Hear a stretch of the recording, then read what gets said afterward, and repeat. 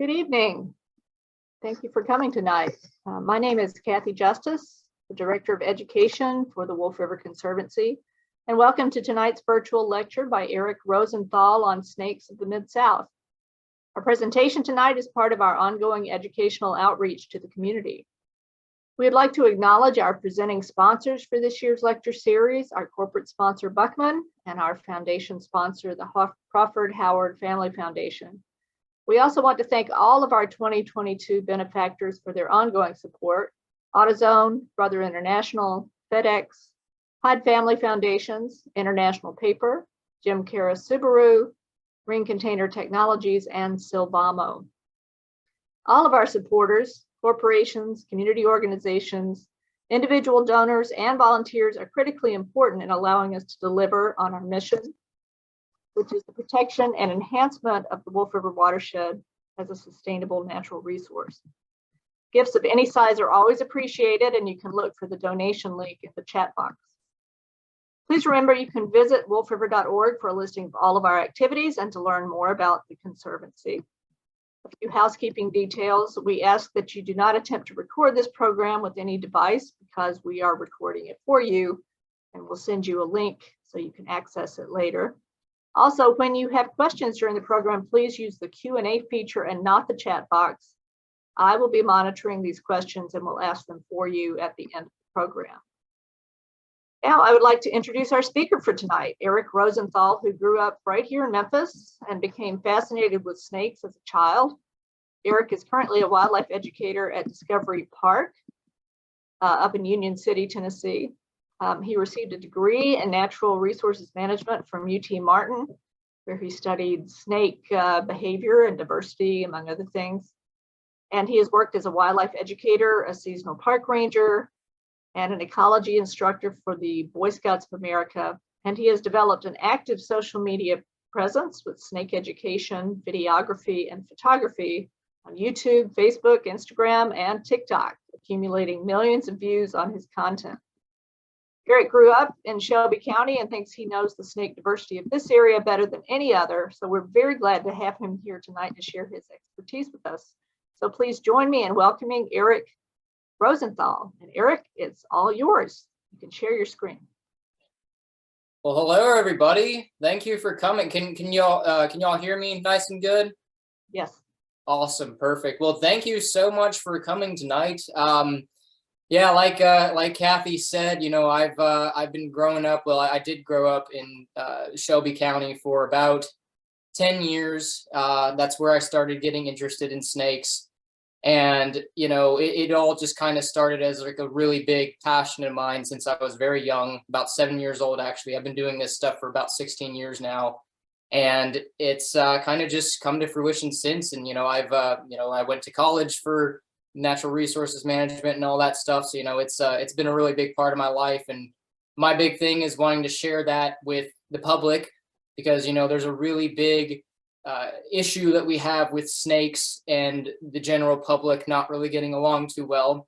It's definitely quite a big issue that we have. And, you know, if there's anything that I can do to change that for the better, I will do it. And it's stuff like this where, you know, we make that possible. And thank you so much, Kathy and all the Wolf River Conservancy people for having me. This is an excellent opportunity and a great way to put the good word out about snakes and, you know, make sure that our public is more well informed about them.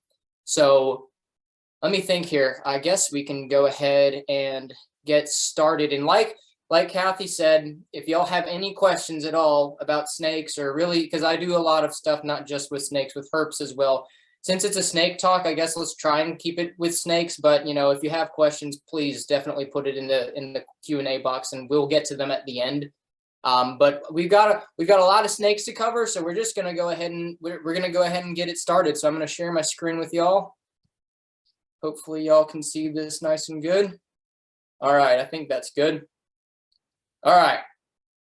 So this is the Snakes of West Tennessee by me, Eric Rosenthal. So I thought long and hard about how I wanted to divide this up because there's a lot of ways I could have done it. I could have divided this up by taxonomy. That's one way that a lot of people do it. But one thing that I was thinking of is that I feel like most of the people here tonight are probably mostly just interested in what snakes they're most likely to see in certain areas, and just, some interesting things about them. And, that's kind of how I've split it up. I've split it up between the snakes you're really likely to see throughout all of West Tennessee, snakes that you're really likely to see in certain parts of West Tennessee, but not others, and then ones that are more uncommon, and then ones that are very, very rare. So that's kind of how I've split it up tonight.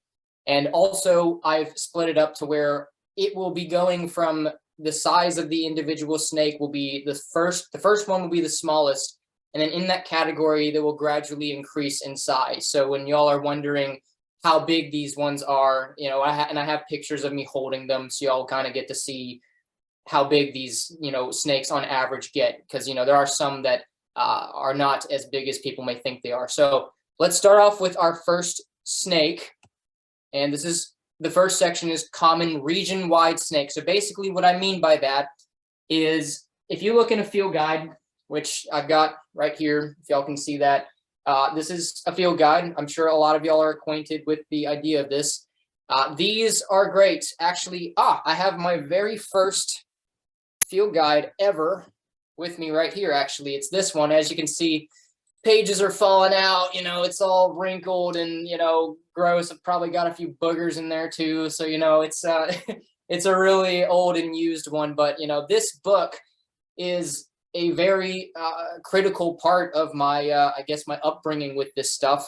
And I highly suggest, even after this talk, that y'all go and pick up a field guide. Some of my recommendations would be Peterson. All right, the Peterson, Snakes and Reptiles of the East and Central North America is a great one. Also, this one right here, this one's by Whit Gibbons and Mike Dorcas, both very, very, very good herpetologists. Snakes of the Southeast. You can find them in Barnes and Noble, Amazon, places like that. But what I was getting at with that, what I mean by common region-wide snakes is, if you look in a field guide, you'll get something like a range map, which kind of looks like that. And what you'll find with a lot of these is that there will be solid color throughout all of West Tennessee or all of a certain area. So that's what I'm implying with that, is that these are snakes that the field guides you look in will imply that these snakes live throughout all of West Tennessee, at least in this section. So let's get on with the first one. All right. So this is the ringneck snake. So as you can see with the pictures, we're going to start out small. So believe it or not, this snake is actually, in these two pictures to the right, these are adult snakes. Okay, so these do not get very big at all. They're very, very small. Now, out of all of the small snakes that we get in Tennessee, these ones get the largest. I believe the record is around 2-ish foot long. Now, I've been catching snakes for 16 years now. Like I said, I have never come across a 2-foot long ringneck snake. That would be insane. I can't even imagine. Now, the biggest one that I did see was about, I'd say maybe a foot and a half long, and it was actually in the Smoky Mountains along a rocky creek while we were looking for hellbenders.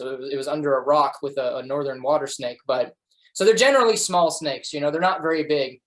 And some places that you find these, generally speaking, these are going to be a forest dwelling species.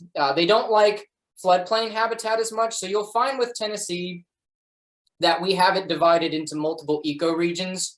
All right, so farthest to the west, we get the Mississippi River floodplain. And then just east of that, we get the Chickasaw Bluff. All right, that's kind of around where, Meeman Shelby Forest State Park, and then you follow it up, you'll get to Reelfoot Lake eventually. That's the Chickasaw Bluff. And then east of that, you get the lowest plain. Okay, so this is a snake that you're not likely to see in the Mississippi River floodplain itself. You're more so going to be finding them in the Chickasaw Bluff and the hilly woodlands east of that. But they can also be in swampy habitats. I have found them, and multiple other people have found them in places that are a little bit more swampy. Believe it or not, this is actually a venomous species of snake. Okay, so now, don't worry, their venom is not very, well, I wouldn't say it's dangerous to people at all, actually.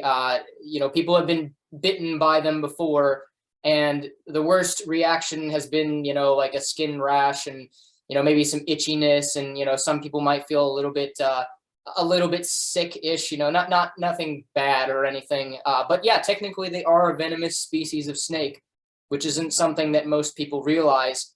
Now, what I will tell you though, is that you are not going to get bitten by really any of these snakes that we show tonight unless you pick them up or step on them or anything like that. But with this one specifically, you're not going to get bit by this snake unless you literally pick it up. And even when you pick them up, I have caught probably hundreds or maybe even thousands of these little snakes. If you pick them up, the chances of one biting you are almost zero. I've been bit by maybe 5.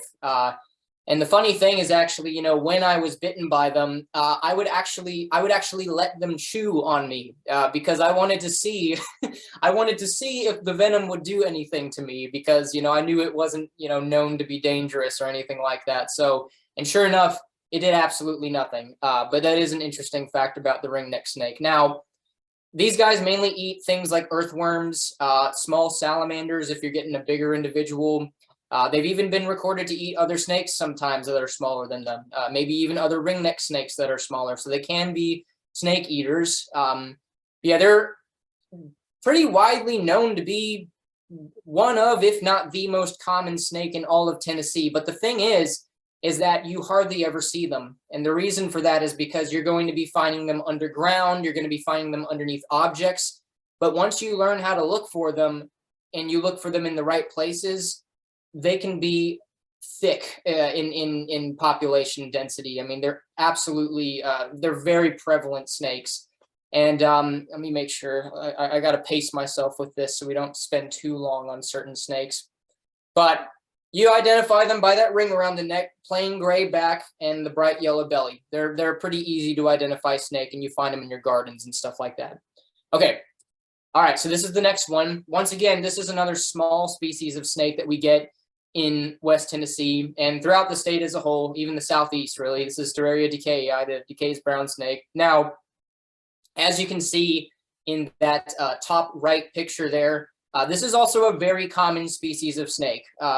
Now, I understand we have a lot of people from Shelby County here tonight, and what I'll tell you is if you live in the Midtown area, kind of like around Overton Park, Fraser, around Midtown, there's a lot of Decay's brown snakes. If you have a garden in the Midtown area and you have maybe some cobblestones and things like that are in the garden, you can find Decay's brown snakes underneath objects like that pretty easily.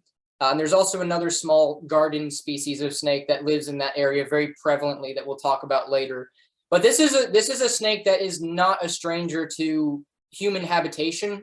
All right, so they can live right in your backyard, and if you do ever see one in your backyard, they're not a snake to be worried about because as you can see in the picture over there, they really only get to be about maybe a foot long, not very big. They're a very small snake, just like the ringneck snake, and they mainly, once again, eat earthworms. But one thing that they have been recorded to do is they can actually take snails and they can excavate the snail from its shell, and then they'll eat it after that, which is very interesting. So they can actually take a snail out of its shell and eat it. That's crazy, right? So you can watch a video of it on YouTube. It's pretty wild.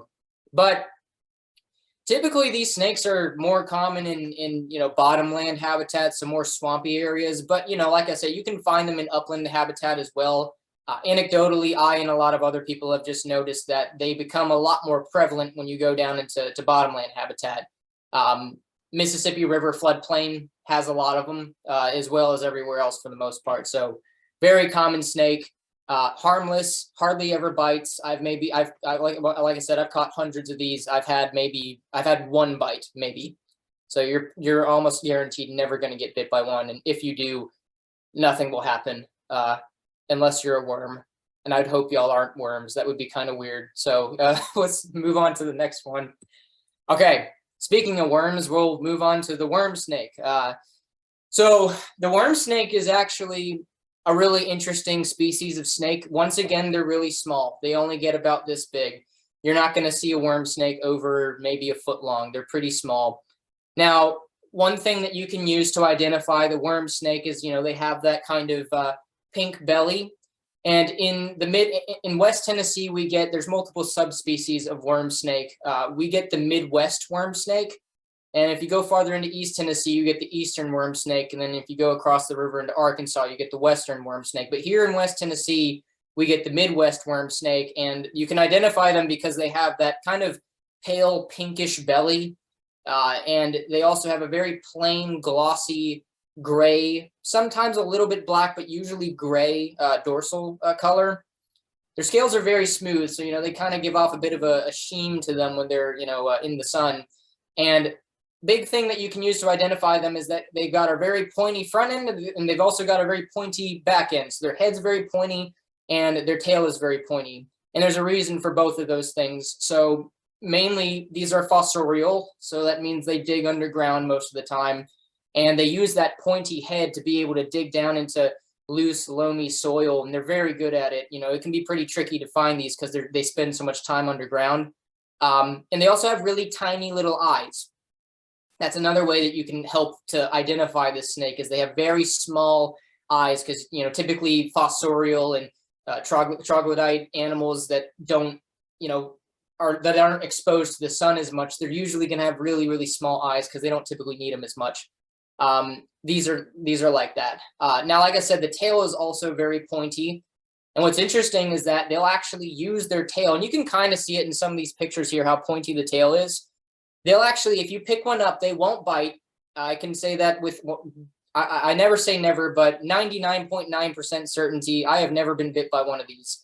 I don't know of anyone that's ever been bit by a worm snake. So they're not going to bite you, but what they will do is they'll take their tail tip and they'll poke you with it. All right. So that's actually one of the ways that they defend themselves from predators, is they'll, poke you with their tail. So it doesn't really hurt. It's just a way to kind of startle things. Yes, if you pick them up, they'll poke you. They mainly eat worms. They look like a worm and they eat worms. So they're the worm snake, and pretty common, not as likely to find them. But gardeners, if you're a gardener and you have them in your yard, you're more likely to see them because you're going to be sifting up the the soil and everything like that. So they also love to mainly live in forest habitat. They're not as much of a bottomland dweller, mainly upland forests. Okay, next one. All right, so this is one that we all know and love. This is the eastern garter snake, the Amnophis totalis. Now, so the garter snake is not the gardener snake. A lot of people like to say garden snake or gardener snake. It's the garter snake, which refers back to the clothing that the garter, the clothing. I believe you wear it on your legs or something like that. I don't have much of a fashion sense, forgive me, but they look like garters to a lot of people, and they're known by that because of their pattern. Now, the garter snake is another one of those species that is actually technically a venomous species. So they are venomous. They actually have fangs in the back of their mouth. So you'll find with copperheads, and we'll talk all about venomous snakes later, but you'll find with, the pit vipers that we get around here, which, are your copperheads, rattlesnakes, cottonmouths. They have fangs in the front, and they're long and they fold. Okay. Now these guys, they actually have fangs in the rear of their mouth, and they're immobile, so they don't move. And they're also not hollow like the fangs of a copperhead. Okay. So what they do is that they have a gland in the back of their head called a Duvernoy's gland, and they secrete this venom out of the gland, and it actually will trickle down the tooth, almost like a poison coated dagger. Almost, it's kind of the same concept, and that's how they deliver it, is through the penetration of the fang, and then it delivers it to its prey that way. To humans, their venom hardly ever does anything. Like I said, I've been bitten by garter snakes more times than I know how to count at this point, and I have never had a bad reaction. Now that's just me. I've heard of people that have actually had they get bit, and somebody told me that they actually had like a pretty nasty flu symptoms for a little bit afterward, and their hand kind of turned a little blue, but that's rare. And I'll preface it with this: to get one of these snakes to bite you and actually, deliver venom, you pretty much have to let them chew on you. If they just bite you really quickly and then let go, you're not really going to get hardly any venom, if any at all. So they're like any other snake. If you don't mess with them, they're not going to try and bite you or anything like that. So this is not a snake to be scared of. I mean, I don't encourage anyone to be scared of any snake, including the biggest rattlesnake in Tennessee. It's like anything, you just got to respect it. These guys are the same. But they're a great snake to have around your yard because, you know, they'll eat all kinds of stuff. They'll eat pretty much anything that can fit in their mouth. They're a very successful species of snake. So they'll eat toads. They love eating toads and other amphibians. And one thing that they use those rear fangs for is when they grab a toad, and the toad's first defense mechanism is to inflate itself up really big. So they'll actually use those rear fangs to pop the toad like a balloon so that they can eat it easier. And there's another snake that does that later that we'll talk about. But they eat a lot of stuff. They'll eat small rodents, toads, other snakes, worms when they're younger. So, you know, they have a lot of different prey items. Now, they come in a lot of different colors too. You can see at the bottom right there, that one actually has some red on it. You do see that occasionally. Okay, I don't want to spend too long on this, so we're going to move on to the next one. This one. I love this one. This is the rough green snake, Ephedrus aestivus. So this guy is a species that you're not going to see very often typically, but they're very common. But I'm sure y'all can see why you wouldn't see this snake, because it's very well camouflaged. Okay, its camouflage is stellar, and they mainly like to hang out in the trees and, you know, shrubbery and things like that. And they're diurnal, so that means they hunt during the day and they sleep at night, like most people. And because of that, one of the better ways to find them is you can actually shine your light up in trees and shrubbery, usually near water, and you can find them that way pretty easily. But these guys are actually one of the only snakes in America that are almost completely insectivorous. All right, so they mainly eat insects, and they love eating spiders too. So if you're not a big fan of spiders, which I'm sure a lot of people on here are not the biggest fan of spiders, this is your best friend. Okay, so they'll eat tons of spiders. They like to eat caterpillars, moths, you know, they'll eat all kinds of things. And they have been recorded on instances to eat baby tree frogs too. So they're not only eating insects, but it makes up the bulk of their diet. They're arboreal. That's the proper term for, you know, animals that live up in the tree. And they're beautiful, beautiful, beautiful snakes. Very, very docile snakes too. You know, if you pick one of these up, I've caught hundreds of them. I've had maybe one bite me, and it does nothing when it bites you. They're non-venomous. They're totally harmless.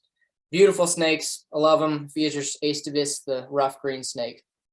All right, so this guy right here is one that a lot of y'all probably already know about. This is the common king snake, Lampropeltis scutula. Now, the thing with king snakes in West Tennessee is that the common king snake is the overarching species, but there are some subspecies of king snake. You'll hear people say speckled king snake, and that is a subspecies of the common king snake. And there's also another subspecies of the common king snake called the eastern black king snake. So the eastern black king snake lives in the east, and the speckled king snake, at least the pure genetic speckled king snakes, they're going to live just across the river in Arkansas. So in West Tennessee, we actually get kind of a weird intergrade between the two of them. So, you know, if you see one, it's usually most of these pictures are from Shelby County. So the bottom left one here, that's one from Shelby County. This one in the bottom right's from Shelby County. Especially the ones farther west in the side of the state, you're going to see attributes of both speckled and black king snakes, but they'll usually lean a little bit more towards the speckled king snake farther west. But then if you look at this one right here, this is actually a snake in the top left from my research site here in Martin, Tennessee, which is farther out east here in the lowest plain, closer to eastern black king snake range. And you can see it has less speckling and more bars across the back. So there is a bit of a range. So these snakes are super common, but they're usually going to be underground underneath objects. You can see them out in the open in the spring and the fall when it's more mild and weather. But they love eating other snakes. That's what they're most well known for, including venomous snakes. So, you know, copperheads, rattlesnakes, they'll eat them, no problem. So this is a great snake to have in your yard. They also get really big too. You know, they can get up to about 4 or 5 foot long. You know, they're a big snake a lot of the times. And those bigger ones can eat lots of venomous snakes. So I highly suggest you know, keep one on your property, and they're harmless. So if you get bit by one for whatever reason, it's going to do nothing. It might leave some, you know, needle marks, but, you know, it's really nothing to worry about. And they eat a lot of stuff other than snakes, though. They'll eat rodents, and, you know, that's something that people kind of think is that they only eat snakes, but they'll eat a lot of other things too, like rodents and other reptiles and amphibians. But snakes make up a big part of their diet. All right, moving on. So we got the North American racer. So this guy right here is one of, if not, well, it's debated whether these guys or the coach whip is the fastest snake that we get in the state, and the United States as a whole. Either way, a very fast snake. Usually the most that you're going to see of one of these snakes is one's tail slipping away into a forest or a field somewhere, and then you'll never see it again because it's so quick.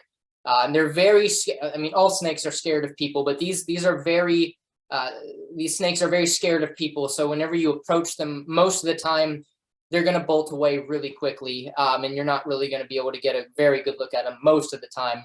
But occasionally you'll catch them. You'll see me right here in the bottom right corner with one. And this is kind of just to show you how big they can get. You know, an adult black racer, or black mask racer in this case, can actually get about 5, maybe 6 foot long. So, they can get really, really large. And the interesting thing is that the taxonomy on these guys have changed. The black mask racer, I don't believe exists anymore. They've all lumped them into the same North American racer, colubrid constrictor, but we used to have different subspecies of them. And in far west Tennessee, around Shelby County, actually, we would get the black mask racer, which this is a good representation of one right here. In fact, all but the one in the bottom left corner and the one right next to it and on the right, these are all black mask racers, this little arc right here. And you'll notice that they have kind of that black patch by their head. And sometimes you'll get these absolutely beautiful blue ones. They're absolutely stunning snakes. And they're another big snake eater. So if you see one in your yard, they'll also eat other snakes. So I'd recommend keeping them around. But I will warn you, if you do pick up one of these snakes, which I never recommend anyone does with any snake, but if you do pick up one of these, it will bite you. It will bite you. I can say that with near 100% certainty. They're very defensive, but they're not dangerous to people. So leave them alone and they'll leave you alone. Okay, this is the longest species of snake, debatably. Some people say the pine snake's longer, but for the longest time, this has been the longest species of snake that we get in the state of Tennessee. This is the gray rat snake, Pantherophis spheloides. And you can see right here in this picture down at the bottom left here of me holding one that I actually caught pretty recently. This snake was actually about 6 foot long, because I'm 5'6", actually 5'7", and I held this snake up above my head, and there was multiple inches of this snake on the ground. So I mean, this was a large snake at Land Between the Lakes that I found recently. And that just goes to show that these snakes can get very, very large. So if you see any snake that's just really, really long, like 5 foot, 6 foot long, and it has that kind of a blocky pattern on its back, it's almost guaranteed going to be a rat snake every time. Great snake to have around your house. They love eating rodents, and we don't want overpopulations of rodents. They cause diseases, infestations, crop destruction. We lose millions of dollars a year to rodents in the U.S. because of crop destruction. So, we don't want an excess amount of rodents. And these are a great natural way to, keep them in check. So, if you see a rat snake on your property, don't kill it. Even if you have kids and dogs in your backyard, if you're worried about your dog being hurt by a rat snake, I promise you the dog's going to win every time. They almost always do. I mean, well, they pretty much always do. So yeah, if you see a rat snake in your yard, just leave it alone. It's going to be doing you a favor that you may not see, but just know it's doing it. This one in the bottom right's a baby. They have a much more, vibrant pattern when they're younger. And, they can be a little bit more diverse in coloration when they, get older. So, you'll get lighter individuals like this. But then sometimes you'll get ones that are more dark and have more blacks on them and less yellow like this one here does. So, there's quite a bit of variety, and they live in pretty much any habitat. So, you can see them in swamps, forests, prairies, pretty much anywhere. Actually, this is one of this snake right here is actually the first snake that I documented in my undergrad research, UT Martin. This was rat snake A is what I called him. Very, very cool snake. I found him a lot. All right, so we're moving into the water snakes. I'm going to try and speed this up a little bit here because I got a lot of snakes that I want to show y'all. So this is Nerodia cipodon, the common water snake. Now, you'll hear some people refer to the northern water snake. The northern water snake is a subspecies of the common water snake. And So is the Midland water snake. Now in West Tennessee, we get the Midland water snake. And every single one of these ones pictured here is a Midland water snake. And you can identify them because they usually have a lot more orangish of a tone to them than the northern water snakes out in East Tennessee do. But they get confused for copperheads a lot because you can see they kind of have similar colors to them, similar patterns, and they get killed a lot. But you're usually going to be finding them near the water. Copperheads are not typically a species that you're going to see near the water as much. So if you see any snake that looks a lot like a copperhead and it's swimming in the water, 9.9 out of 10 times it's going to be these. You can find copperheads in the water, but it's not very likely. All right. We'll go on to this one. This is Nerodia erythrogaster, the plain-bellied water snake. And you'll hear some people say the yellow-bellied water snake. That used to be a subspecies of the plain-bellied water snake. They're no longer recognized as a subspecies. But if you hear somebody refer to the yellow-bellied water snake, just know that they're referring to one of these. And you can see why. I mean, they have a really, vibrant, bright yellow belly, sometimes even a little bit of an orangish belly. You can see on this one down in the bottom left, he has a little bit of orange down on the tail. But, I've seen them with entirely orange bellies before. That can happen. But you'll identify these snakes because they have mostly a gray back. They don't have much of a pattern as an adult. It's usually going to be a solid gray back, and they'll have a yellow lip. They'll have yellow labial scales right there, and that's a good way to kind of identify that you've got a yellow belly water snake, plain belly, whatever you want to call it. Usually they're going to be by water, but they don't necessarily have to be. You can find them. Actually, I had a neighbor of mine one time ask me to get one off of his front porch, and we don't have a significant body of water for almost an entire square mile. So, I mean, they can travel away from water. And these guys have been documented out of all the Nerodia water snakes. These have been documented to do it the most for, a lot of people. So very common snake. You're likely to see it in your backyard. Harmless species, though. All right, this is the last species of water snake that you can commonly find in West Tennessee. This is the diamondback water snake, at least throughout in the entirety of West Tennessee. These get bigger than any of them too. You'll see in this bottom right picture of me right here. This one, they get very fat. They're very thick-bodied snakes, and they can get 4 or 5 foot long sometimes. So they can get really, really big. So if you see any water snake that's kind of got a little bit of a yellow lip, like the yellow-bellied water snake does, but also has these solid, black, dark brown bar patterns going across the back, chances are it's going to be a diamondback water snake. And once again, this is a harmless species. Just because it's found by the water does not mean it's a cottonmouth. And we'll talk about cottonmouths in just a second here. But yes, this is the last water snake species that you'll get in Shelby County or West Tennessee, period. And they're very, very common. All right, we got our first medically significant venomous snake here, the copperhead. So everybody wants to know about the copperhead. The copperhead is the most common venomous snake in southeastern United States. They're extremely common in forest habitat. You're not really going to be finding them in swampy habitat. They've never been formally documented in the Mississippi River floodplain. So if you live in the Mississippi River floodplain, the chances of you finding a copperhead in your yard is virtually zero. But what you will find is if you live up on the bluff and the hilly woodlands east of that, you will probably get copperheads if you have the hilly wooded habitat that they like. So they're very common in the correct habitat in the correct ecoregion for West Tennessee. They're a pit viper, and you can see kind of in this picture right here that it's called a L'Oreal heat pit, and they can actually use that to detect the thermal imaging of their prey. All the medically significant venomous snakes around here have that, rattlesnakes included. And that's because in the summer they're nocturnal hunters, and they need to be able to have another form of finding their prey because they're an ambush predator, and they're a really good a good ambush predator since they can see that thermal image of their prey. So they're a very, very effective ambush predator. The copperhead, they're the least toxic. Well, it's debated whether them or the pygmy rattlesnake's the least toxic in Tennessee, but they're not as toxic as the other ones. But if you do get bit by a copperhead, still go to the hospital.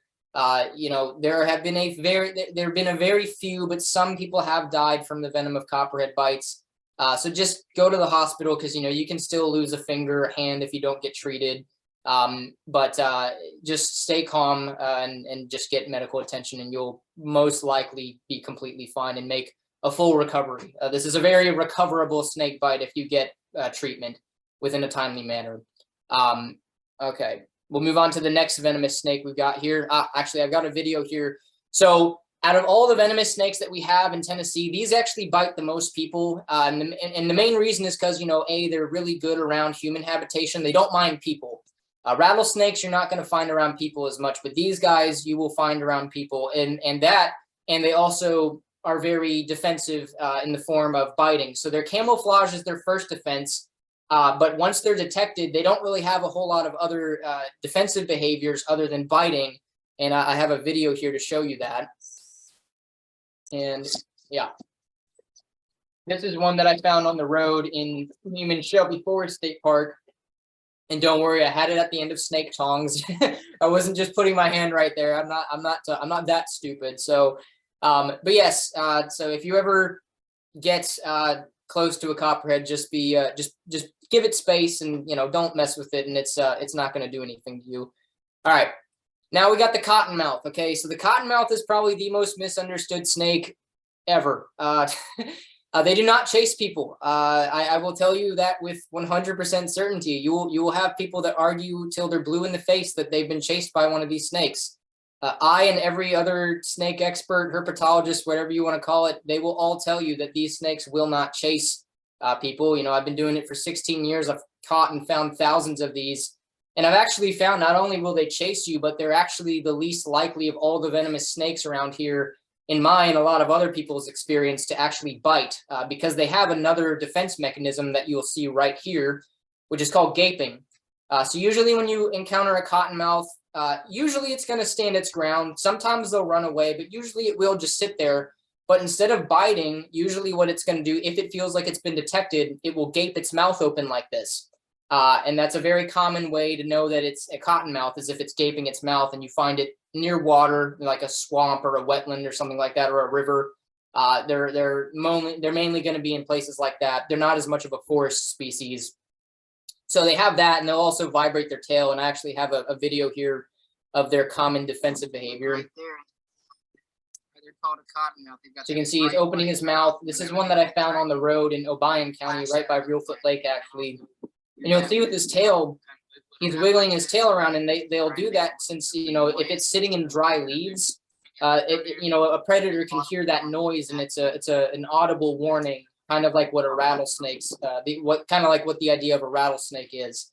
So it's not just rattlesnakes that will shake their tail to warn predators. But yeah, they're not going to bother you. Just, if you see one, just leave it alone. And the best snake bite prevention kit, I say, is common sense. If you have common sense around a snake, you're not going to get bit. Okay. All right. Less common region-wide snakes. These are snakes that can be found anywhere in West Tennessee on a field guide, according to a field guide, but they're less common. All right. Stereria accipita maculata. This is the red-bellied snake. Another small species. They only get about this big. They're very closely related to the DeKay's brown snake. Okay, so they're in the same genus, the Stereria genus.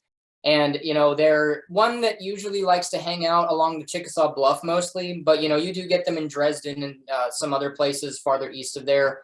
Not as much in the Mississippi River floodplain, but the main habitat of them is just upland wooded areas, with good canopy coverage. So, they're a forest species.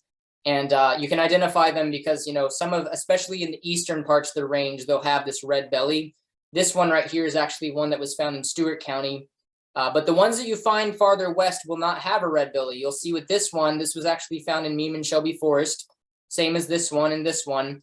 A lot of the times they'll have a cream-colored belly. So, they're not always going to have a red belly. But yes, another worm eater. They're a very small snake. All right. Lampropeltis triangulum. This is the eastern milk snake.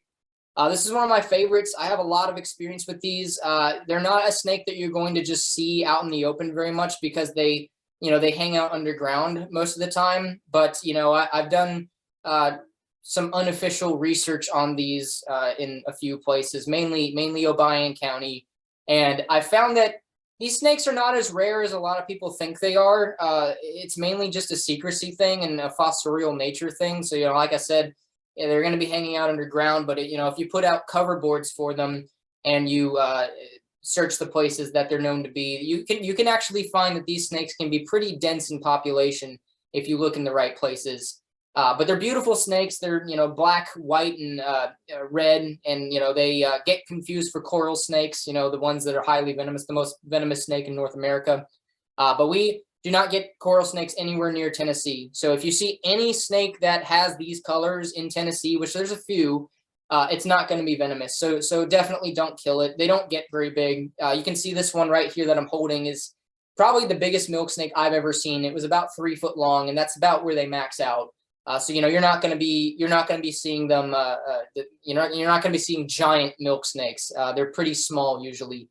And they like to eat. They're in the same genus as king snakes. They're in the Lampropeltis genus. They'll eat other snakes, reptiles. They're big lizard eaters, maybe small rodents when they get bigger, and they constrict. So they're like the king snakes. They'll wrap around, squeeze, asphyxiate their prey, and that's how they subdue their prey.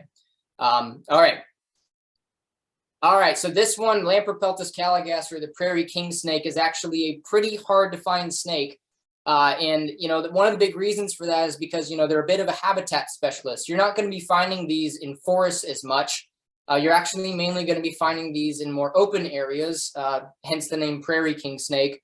A lot of their habitat has been converted to agriculture, but luckily, they've been able to hold on in a lot of places. You can see right here, this is me holding one that I found along a barn that was just sitting in the middle of I believe it was a soybean field. And they like open, vast areas. So if you have a lot of farm land in your, on your property, you could end up seeing one of these snakes underneath, say, roofing metal, or underneath a piece of equipment that you've left out for a while. They will go underneath things a lot. And you don't see them very often, though. So this is not an animal that you're likely to find. But they're another king snake. So, once again, they're going to be eating other snakes. Voles and shrews, things like that, rodents like that are more underground most of the time. So, they're a very hard to find snake. All right, this is one of my favorites. This is Heterodon platyrrhinos. This is the eastern hognose snake. And they used to supposedly be more common in West Tennessee. If you ask anyone from a few decades ago, they'll tell you that they would see them all the time. And, usually I take anecdotal sightings from, non-experts with a grain of salt. But these are a pretty recognizable snake. They'll hood up like a cobra. And I have a video of that here that I'll show you all in a minute. So usually I take it with a little bit less salt. If somebody tells me they've seen a hognose snake, they're more recognizable. But yeah, people from a long time ago say they see them all the time. And then they always tell you that one day they just kind of stopped seeing them. So they're pretty rare now. And they love to eat toads. All right, so toads are their main food source. And, amphibian populations have been dropping throughout the world for quite a few decades now. And that could be one of the reasons why they're, decreasing in population as well, is because of that amphibian decrease, due to pollution and climate change and a lot of other different things like that. So they could be decreased because of that. And this is also another species that technically is venomous. They have rear fangs just like the garter snake. And like I was saying with the garter snake, how they will pop toads that inflate in their mouth. These will do that too. They're very well known for that. But they'll also play dead. You'll see this in the bottom left corner right here. I actually have a video of some behavior. This is one that I found in Stewart County. That's a hognose snake. I'm very excited in this video if you can't That's a tell. hognose snake. I don't see hognose snakes very often. You don't understand this crap, right? You can hear it hissing. It's a hognose snake. You hear that loud, raspy hiss. That's one of the only That's snakes in Tennessee that'll do That's that. a hognose. Here's another one I found. You can see the hood it's spreading out. You're kidding me. And then Oh, watch this. Watch, look. This is where it plays Look dead. at this. Look at this. Look at this. Look at this. He's playing dead.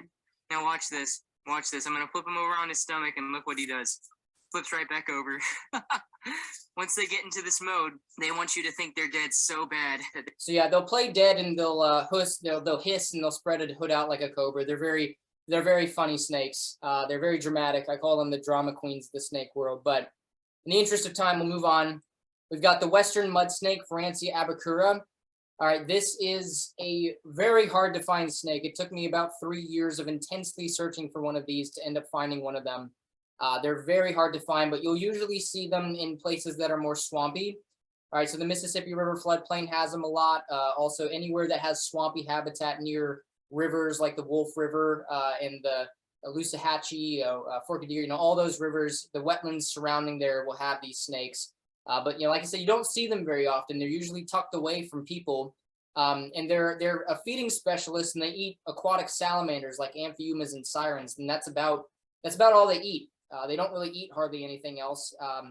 But they're also another one that has a very pointy tail tip. They're like the worm snake. They never bite, but they have that tail tip, and they'll actually poke you with it if you pick one up. So they're another one of the snakes that do that. Hey, Kathy, how are we doing on time here? Let's see. It is 7:16, Eric. Okay, cool. How much time do you think we have time for a few more species? Oh yeah. Keep on going. I think people are enjoying this. Okay, cool. Yeah, just if I need to shut up, just let me know to shut up. So. Okay, I'll say it nicer than that. Okay.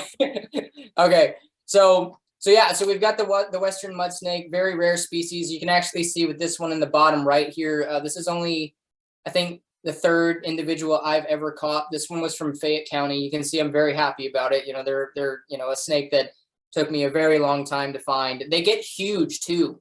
All right, they can get up to about 6-7 foot long. I mean, they get massive. But when they're babies, like this one in the top right is, they're only going to be about that big. But if they live to adulthood, these snakes can get up to about 6-7 foot long. So they're massive, massive snakes. And you'd think that you'd be able to see them really easily when they're so big, but no, they're usually underneath the mud. Technically, this is also said to be another one of the snakes that's mildly venomous. They have rear fangs, according to a lot of people. They're in the Dipsodidae subfamily, and that's one of the attributes of that subfamily is they have the rear fangs. But like I said, they're never going to bite you. If you don't, even if you pick one up, it's not going to bite you. I don't think anyone's ever been bit by one, not that I've ever heard of. But they're a really, really cool snake. So let's move on. Since we got a few more. Okay. So this is the last medically significant venomous snake that you'll have any decent chance of finding in West Tennessee. This is the timber rattlesnake, Crotalus horridus. Now here's the thing, you'll hear about the canebrake rattlesnake. So the story is that long ago, a few decades ago, I think, there used to be a subspecies of Crotalus horridus. It was Crotalus horridus atrigadatus. That was what was known as the canebrake rattlesnake. It was actually a certain subspecies of the timber rattlesnake. Now, the timber rattlesnake is, the canebrake rattlesnake is no longer recognized taxonomically. However, what they are recognized as is just a lowland color morph of the timber rattlesnake. So if you go up into very montane regions like the Appalachian Mountains, on those ridge tops where the snake season is shorter, you'll get a different color morph of the timber rattlesnake of Crotalus horridus. And they look quite a bit different from these guys, the canebrake rattlesnakes that live lower down in the valley and everything like that. You can get solid black ones up in the Appalachians. You're not ever going to really find a solid black timber rattlesnake down here in West Tennessee. I don't think anyone's ever found one. I certainly haven't, and I don't know of anyone who has. So you're not going to get solid black ones here, but if you go up in the mountains, you will. Now, so if you hear somebody say canebrake rattlesnake, that's kind of what they're talking about. It's the same thing as the timber rattlesnake, just a lowland color morph. So now here's the thing. This is actually the most venomous species of snake that we get in Tennessee. You really, really do not want to get bitten by a timber rattlesnake. They're actually one of the most venomous snakes in the entire United States. They're a very dangerous snake to get bitten by. But I will say that to get bit by one of these snakes, usually you have to be very oblivious or you have to be very stupid. If you see one, all you got to do is leave it alone. They're not aggressive. They're not looking to bite anyone. They're actually, very laid back snakes typically. Out of all the rattlesnakes we get in North America, these are typically some of the most, laid back ones. Now you will get some that are more defensive, that will strike more readily, that will rattle when you encounter them. But most timber rattlesnakes that you find aren't even going to rattle at you, which can make them a little bit more prone to being stepped on if you're not paying attention when you're walking out in the woods. But if you're wearing good footwear, like if you're out in snake country that rattlesnakes and copperheads live, if you're wearing, say knee-high boots, even if you step on a rattlesnake and it decides to bite you, you'll probably be okay, especially if you're wearing snake chaps or something like that that prevents bites from going through. You'll be okay. But getting bit by one is very rare, so you don't need to worry about it. But if you do, go to the hospital. It's not a snake to play around with. Now, they also get larger than any other venomous snake in the state. They can actually get up to about 6 foot long. They can get really big. They're very thick-bodied snakes as well. Actually, I have this is a skin that I use in educational programs a lot. This one right here. This is one from I believe it was Grundy County. I think it was hit by a car, and you can kind of see just how thick-bodied that thing is. It's hard to see with how far away it is, but just take my word for it. It's a very fat snake, and you'll find that with pretty much any timber rattlesnake. Now, there's some things about rattlesnakes that you'll hear people say. You'll hear people say that if you count the rattle segments, that you can tell how old it is. That's actually not true. That's a myth. They get a new segment of a rattle every time they shed their skin, and there's no consistent way to tell how often a snake is shedding its skin, because it's dependent on how much they're growing. And how much they're growing is dependent on how much food they're getting, as well as some other things like, gestation and, things like that for females. But it depends on how much they're growing. So there's no accurate way to tell. So you can't really, it's pretty hard to tell the age of a rattlesnake, if not impossible, just by looking at the rattle. It's not something that you can really do. But for example, I actually found one recently in Stewart County that was only about 2 foot long, but its rattle was about, that long, and it had 14 segments. I can tell you that snake was almost guaranteed not 14 years old. I'm pretty sure of it. So, it's not a way to tell. This is a species of rattlesnake that lives in the forest. Okay. A lot of people don't realize that, in the United States, we get a lot of rattlesnakes farther out west that live in desert and semi-arid, regions. But these ones actually live in the forest. But, if you go throughout the Southeast and just the Eastern United States period, they occupy a lot of different habitats, like swamps and, glade habitats. But, in the United States or in West Tennessee, you're mainly going to be finding them in upland rolling hills with, good canopy coverage with trees. So you will see these on the Chickasaw Bluff. You will not see them down in the Mississippi River floodplain. They've never been recorded there. But you also will find them at the base of the bluff, but they don't really go down into the floodplain. They also will go farther east, over into the Highland Rim, but they're not as much found in the lowest plain region. There's a few records, but they're rare. So if you go out into kind of near Kentucky Lake, Tennessee River, they become more common out there, less common in the lowest plain, more common along the Chickasaw Bluff, and then pretty much absent in the Mississippi River floodplain. They need rolling hills typically. Now, this is a snake that is not tolerable of people. You're not going to be finding them just, in your backyard typically, especially if you live in a big city like Memphis. Now, if you go up into Meeman Shelby Forest State Park, that's, reasonably separated from the city, you can find them there. But, just in the thick city of Memphis, you're not going to be finding them, even though historically that is where they would have lived, along the Chickasaw Bluff. You're not going to find them downtown or anywhere very close to there. So yeah, that's the timber rattlesnake. If y'all have any questions about them, we'll answer them later. This is a video of one. You can hear that it's rattling its tail. This is one that I found in Grundy County out in Middle Tennessee. There you go. That's some behavior of them. Okay. So now we're going into common region-specific snakes. So what I mean by this is if you look in a field guide, there are certain species where they are only going to be found in a certain part of West Tennessee. And these are snakes that if you find them in that part where they're said to live, they're very common. So the first one we've got is the rough earth snake. Now, the rough earth snake, if you live in Shelby County, this is a snake that is pretty much only known from Shelby County in all of Tennessee. So you're lucky if you end up getting these. If you live in Shelby County, you're lucky because, you get the rough earth snake. I know a lot of people wouldn't say that, but I consider you a lucky person. All of these ones pictured here are ones that I found in Shelby County. They're a snake just like the DeKay's brown snake that you can find in Midtown. Midtown is a great place to find these, especially in your garden.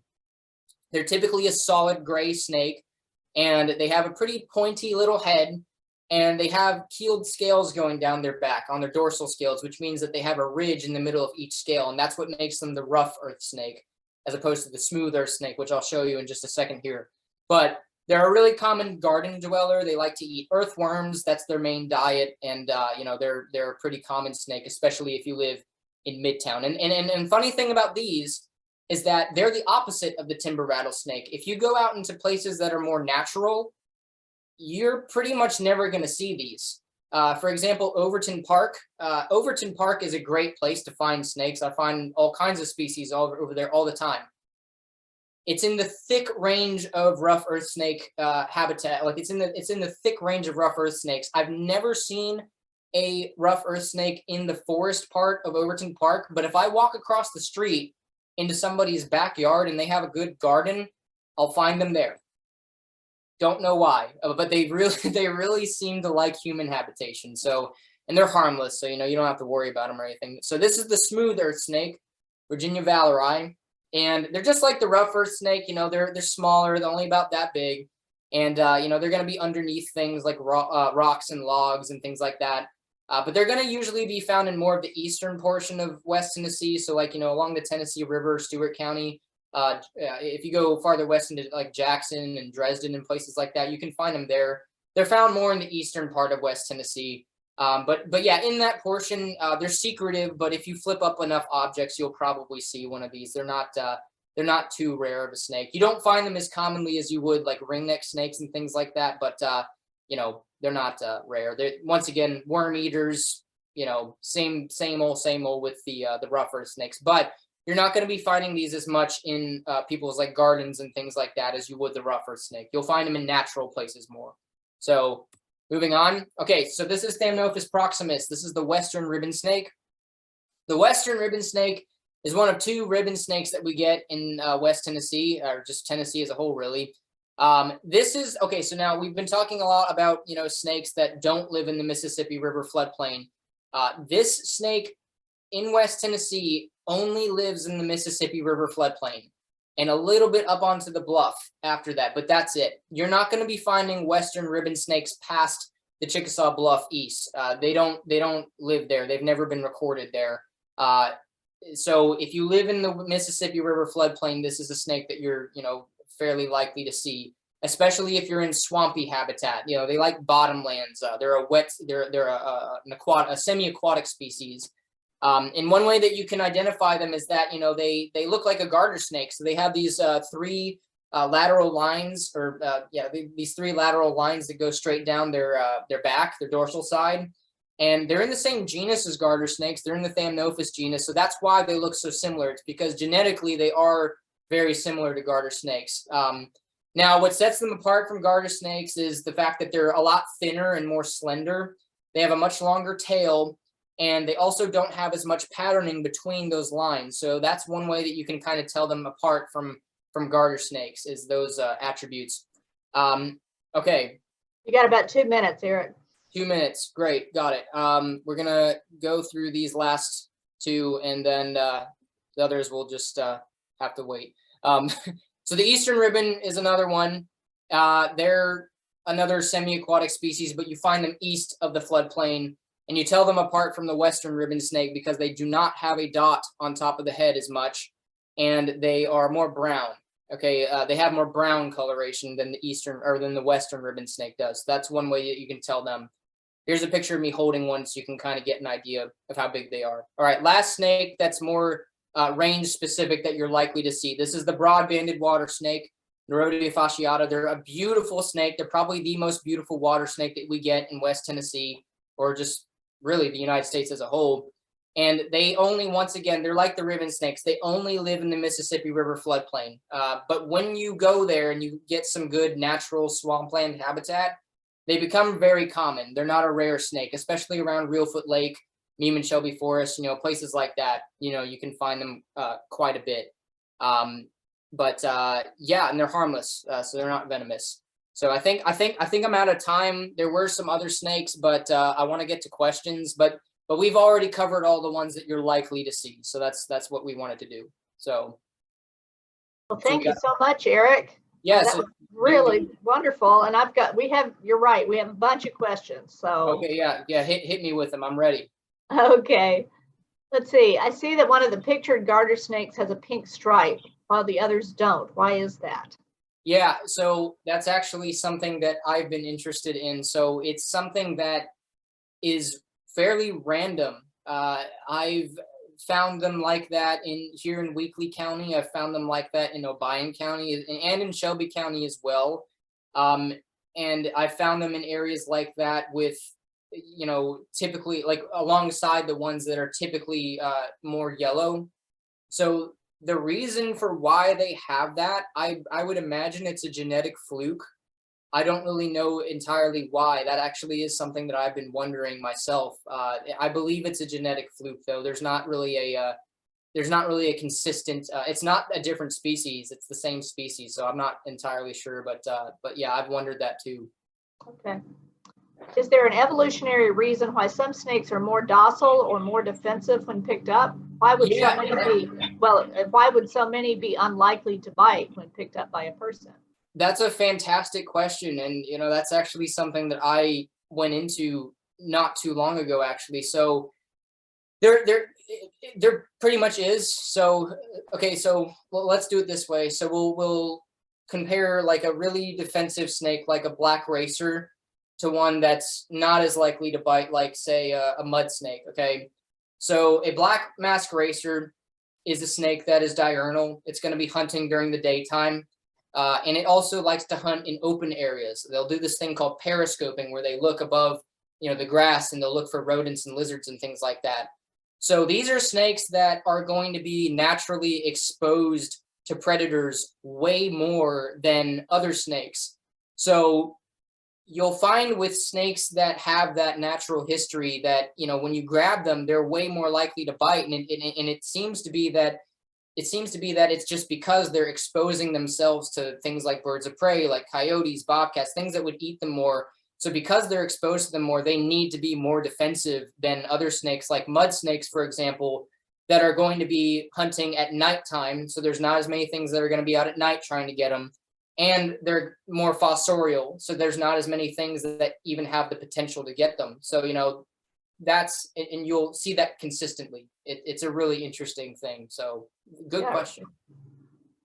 Here's someone that would like to know if you get paid to work with snakes. I mean, technically, yeah. I work at Discovery Park, and we I do a lot of snake programs, and I get paid for it. So yeah, I guess you could say that. I'd be doing it whether I'd be paid or not. But yeah, I technically do. So that's great. Yeah. Yeah.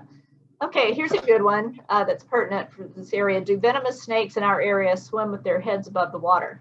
Okay, yeah. So that's a good question. So what you'll hear a lot of the times is that cottonmouths, water moccasins, they're the same snake, different name.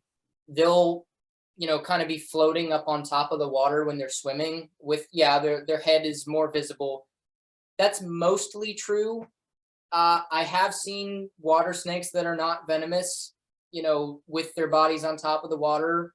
And I also have seen cottonmouths, which are venomous, with only their head, like the very tip of their head poking out. So it's not a bulletproof method.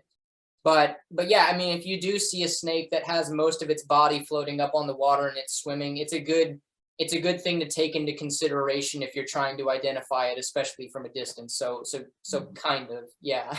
Yeah. Okay, how many times have you been bitten? Well, it depends. Okay, so non-venomous snakes, I've been bitten.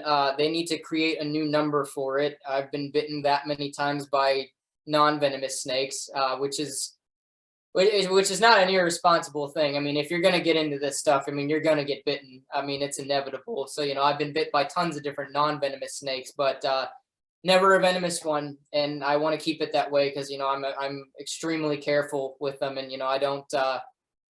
You don't take risks and chances with them because it just doesn't end well. So, never a venomous one, but yes, many times with non-venomous ones. Well, I'm glad to hear that. Me too. Okay, I think this is in reference to the cottonmouth. So why did they gape? What is it about gaping that's supposed to scare predators? Yeah, so that's a good one. So the thing with them, the reason they do it is because they have a really bright white mouth. Okay, it's a very bright color. Their mouth is going to be way more white in color than the inside of most other snakes' mouths. And you'll see this with snakes throughout the world, like black mambas. They have a really solid black mouth, and they'll do the same thing. They'll gape their mouth open since it's a very contrasting color. So it's a way to basically get the attention of a predator if it's getting too close. And actually, the first cottonmouth that I ever found, that's the only reason I saw it, was because I walked up to it. I was trying to catch a lizard, and the same stump that lizard was on, there was a cottonmouth sitting at the base of it, and it flashed its mouth at me. And that's the only reason I saw that snake, was because it gave me that warning. And I just backed away and left it alone. That was that. So yeah, that's why they do it. It's because the mouth is brighter than the rest of their body, and it's easy to see. Yeah, and I will attest to the fact that I've stepped on 2 cottonmouths accidentally, and they gaped at me, and it really worked. I got away very quickly. Yeah, they love doing it. Yeah. Okay, is there any snake that eats its own kind? Yeah, king snakes will. So yeah, like pretty much any snake in the Lamprepeltis genus, which is your king snakes, they'll eat their own kind. I believe racers will also eat their own kind, and I also believe, I'm pretty sure cottonmouths will as well. Cottonmouths are like the garbage disposal of the snake world, I like to call them. They'll eat anything. I mean, I've seen them eat box turtles, fish, others. I mean, they'll eat pretty much anything. So they'll even eat roadkill. I've seen them eating roadkill. So, I mean, it's like they'll eat pretty much anything. So yeah, I'd imagine a cottonmouth would eat its own kind, no problem. But yeah, there are some, especially king snakes. Yeah. There's actually a video on YouTube of a king snake trying to eat itself. So if that says anything. It's so weird. You never know. Is there a snake similar to the cottonmouth that does chase people and created the misconception that cottonmouths chase? So the reason people think cottonmouths chase people is it's for a lot of reasons. It's mainly because we're just, so many people are scared of them, and if they do anything, people run away, and they kind of just assume that they're chasing them after that. That's one of the reasons, but also because if you fish a lot, and you're bringing fish in, that's their main food source. I mean, piscivorous in their Latin name, it means fish eater. So I mean, that's their main food source. So if you're pulling fish in, you might have a cottonmouth or a water snake that comes up to investigate your boat, but they're not interested in you. They're just trying to get fish. And like, even if you don't have fish in your boat, if you're just floating in a large body of water, and a cottonmouth sees that boat, it's going to think of that as like an island. And, sometimes, yeah, I mean, it might come up to your boat to try and like rest on it. But if you kind of just splash it away with your oar, it'll leave you alone. And like, if you're in between it and its habitat and you spook it, it's going to go to the habitat, whether you're in the way or not. So, they will come in your direction sometimes. But, if you sit still and you don't do anything, and I have tons of videos of this, they'll go in between your legs, they'll go over your boots. They don't try to bite. When they're in that mindset of I need to get away, that's all they want to do is get away. And I've never ever had one bite me while it was trying to do that. So yeah, I mean, those are some of the reasons why people think cottonmouths chase people. That, and a lot of people just really don't like snakes, and will say pretty much anything about them. So yeah. Here's a really good question. Is there an eBird.com type website which keeps track of snake sightings? Yeah. So if I could recommend any of them, it would be Herp Mapper. Herp Mapper is a good one. Now the thing with Herp Mapper is that when you're going through the database, it's only limited to county. So you're not, see, like on eBird, you'll look and you'll see exact, because I'm a big bird person too. I love birds. So, I'm familiar with eBird. So you'll see like exact pins for locations where you'll see birds. With Herp Mapper, that's not how it is. You'll only see the county. And they do that because they don't want people posting rare snakes and having people go and poach them, and that is a big problem. You know, there's another app called iNaturalist where you can do that and you can post exact locations, and you know that is I love iNaturalist, but you know that can be a problem sometimes. You know, as people will post exact locations of a scarlet king snake, for example, and collectors will go out and you know get them and everything, and so yeah, I would recommend Herp Mapper, but iNaturalist is everything, not just snakes. You know, you can get any natural organism on there. But yeah, if you're interested in the snakes that live in your county, Herp Mapper is a good one, and that's for all herps, not just snakes. So Okay. That's disappointing to hear about people poaching snakes. it's unfortunate, but it happens. Yeah. Okay, here's another that we've discussed sort of already. While in boats in Shelby Forest swampland, I've repeatedly had snakes approach on top of the water. I'd assume they were water moccasins. You think they were one of those water snakes? Probably, yeah. So Shelby Forest, and I know Shelby Forest very well. There are cottonmouths in Shelby Forest. You know, like if you're in Poplar Tree Lake, Pearsall Lake, Eagle Lake. You know, if you're in any of those lakes, there are cottonmouths there, but they're not as common as the water snakes. Usually, especially if you're in, I would assume they're talking about Poplar Tree Lake. Maybe they're talking about Eagle Lake. I'm not sure, but I would assume Poplar. Poplar Tree Lake, as well as all the other ones, diamondback water snakes are typically going to be the most common water snake that you'll see. So it was probably a diamondback water snake or a broad-banded water snake. Maybe a plain belly water snake. But I mean, yeah, it could have been a cottonmouth. But it's the same sort of deal. Like if one's coming too close to you, just kind of splash it, you know, with your oar, and they'll probably go away. They don't really want to do anything to you. So Okay. I've been told that juvenile copperheads are more dangerous than adults because if they bite, they deliver a full dose of venom. Adults supposedly will not want to waste venom and may deliver less. Is this true or false? So baby venomous snakes are there's not a whole lot of scientific baggage to suggest that they're more dangerous than adults. In fact, it's actually the opposite. And here's the reason. So the reason is because, you know, a baby snake, well, there's no scientific evidence to show that they can't control it. There's just not anything there. But even if they injected all of it, let's go into hypotheticals. If they bit you and injected all of their venom, that's a very small amount of venom for like a baby copperhead. I mean, keep in mind a baby copperhead's only going to be about that long, so you can imagine it's a minute amount of venom. Now, if you get say a 3-foot long copperhead, right, that has, you know, bigger venom glands and has a lot more venom, and that bites you, even if that snake just injects a little bit of it, it's probably going to be more venom than if a baby injected all of it. So, you know, that there's not a whole lot of truth to that. I mean, I always tell people just don't get bit by any venomous snake. but yeah, if you do get bit by a baby, it's probably not going to be anywhere near as bad if you get bit by an adult. And I mean, some snakes won't inject any venom. There's such a thing as a dry bite, and a lot of snakes will do that. You know, what do they do? They bite you and they don't inject anything. So, you know, it's not always gonna inject venom. But yeah, that answers your question. Yeah. Okay. Do you ever see an eastern ribbon snake? Yeah, so in Shelby County, no.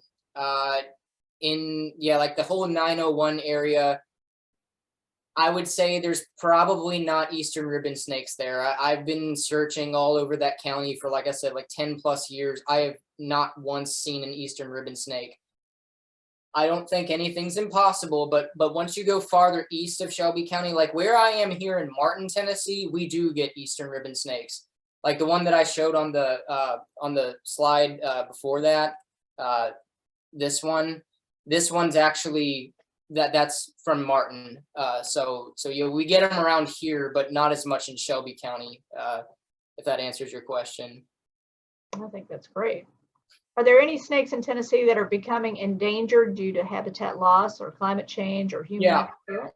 Yeah, we didn't get to them today, but yeah, there's an entire section. Yeah, there are some that have decreased in population size quite a bit. Like the Western pygmy rattlesnakes is an example of one. So one thing I didn't get to say before is that we actually get 4 species of venomous snake in Tennessee, not 3. And the pygmy rattlesnake is the one that most people don't know about, and they're extremely rare. They mainly live along the Tennessee River is where they usually are. But yeah, they're one that's suffered quite a bit from, habitat loss and, things like that. But then also there's another one called the northern pine snake. They were a snake that supposedly used to be more common, but in Tennessee we really don't know hardly anything about them because they're just so elusive and hard to document. I've been looking for one for years and still have not found one. But yeah, and then there's also ones like like the prairie king snake. Like their natural prairie lands have been converted to agriculture a lot, and that's decreased their populations. Hognose snakes have suffered, like I said before, because of like the amphibian decline and multiple other factors. So yeah, there's quite a few that have suffered from that. Yeah.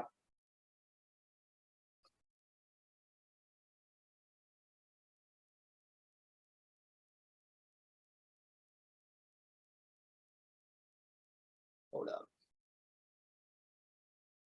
You still there, Kathy? I can't hear you.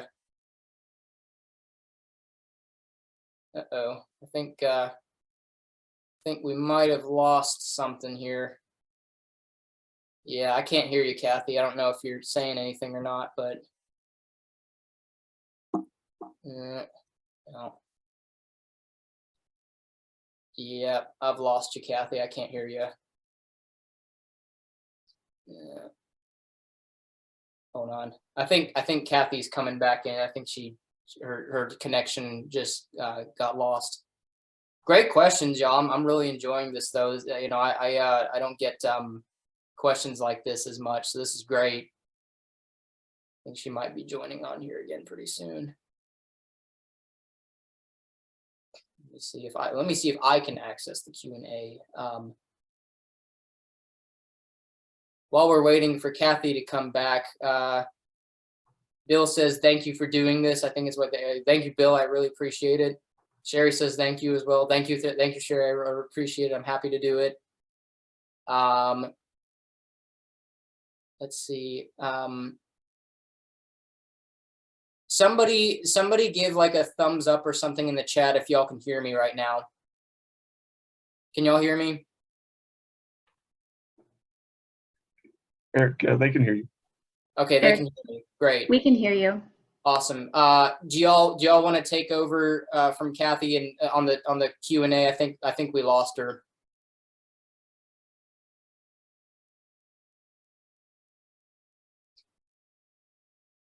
Kelsey, Matt.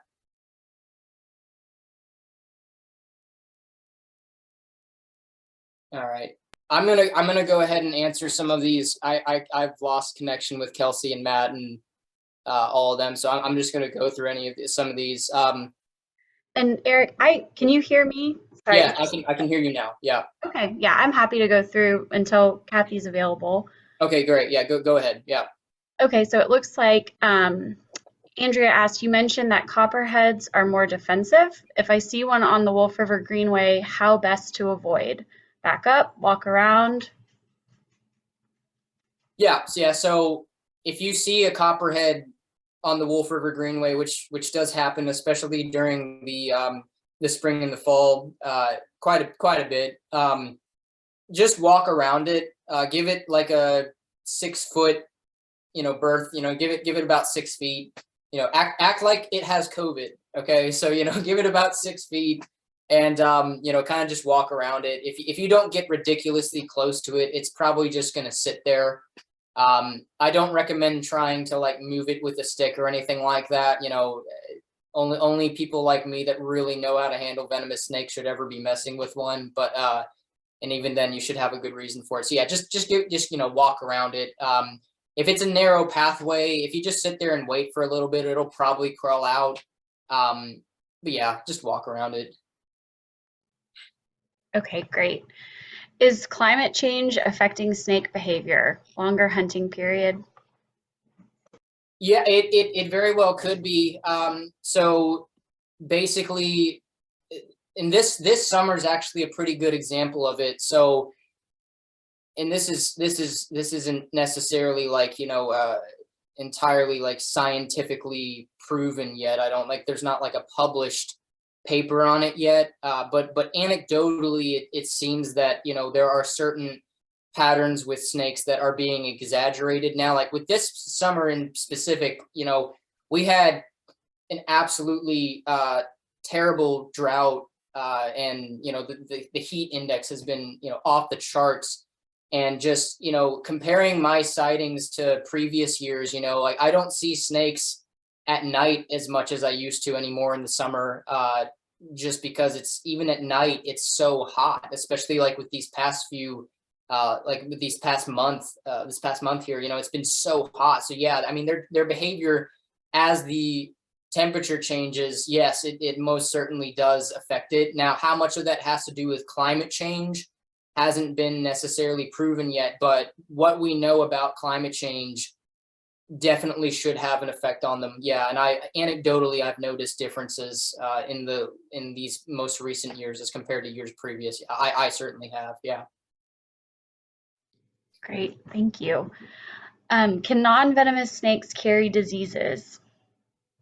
Yeah, so when you get bit by them, I would assume they're asking like if they get bit by them. So there have been some, documentations of people getting infections, from a non-venomous snake bite, because they, sometimes will have bacteria in their mouth and everything like that. Now, here the thing is that if you simply just wash the wound off with soap and water pretty soon afterward, I can say with pretty much 100% certainty that you're never going to have an issue with that. Getting bit by a non-venomous snake is very uncommon to begin with, but yeah, if you just wash it off, you're not going to have any problems. Now, besides them biting you, they do carry salmonella in their feces. So if you're handling a snake and it poops all over you, for example, and you lick your hand afterward or something like that, yeah, you could potentially get salmonella from that. Salmonella is not an insanely dangerous sickness or anything like that, but yeah, it just comes down to not doing, being clean and hygienic and not, licking your hands after you handle snakes. So I think we've got Kathy back now, actually. Yeah, I think so. Kathy, can you hear us? Well, while she's connecting, I'll ask the next question. Go for it. Are there any records of cyclists running over snakes and getting bitten in the process? Yeah, that's a really interesting question. I don't know of any. Usually when you're up on a bicycle, you're a little bit more elevated. If you run over a snake on a bicycle, there's actually really not a whole lot of information on that. That actually might be an interesting. I don't know how you would conduct research on that, but all right, yeah, all these cyclists go run over some now, but no, we don't want that. But there's not any information that I know of on that, but just if I'm thinking just based off of like my experiences with snakes, if you were to run over a snake on a bike, you're probably not going to have to worry about it biting you. It's probably going to, if it's a small enough snake, it's probably going to kill it. And you're going to be close to that snake for only a very short period of time. And in that period of time, there's going to be a tire over the snake. So, you're probably not going to get bitten, I would say. But usually you'll be able to see snakes in the trail fairly easily, especially if it's the Wolf River Greenway. So you can avoid them pretty easily if you're paying attention. So.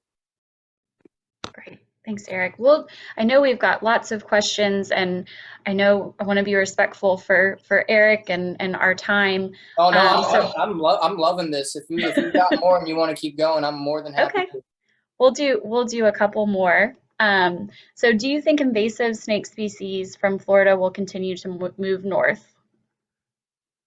If climate change continues, probably yes. Now, I don't think we have to worry about them getting up to Tennessee anytime soon. Now, there have been, records of people finding Burmese pythons, for example, in Tennessee. Like there was one at Reelfoot Lake a few years ago, and then there was one in Shelby County found on the edge of a highway. I forget which one, but you know, they have been documented in West Tennessee, but it's mainly just people that release them, you know, when they're pets.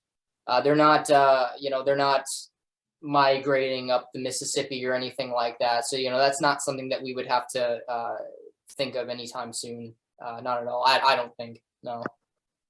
Great. And it looks like we do have Kathy back. So if Kathy, do you want to take the last couple of questions here? Sure. I'm so sorry, everyone.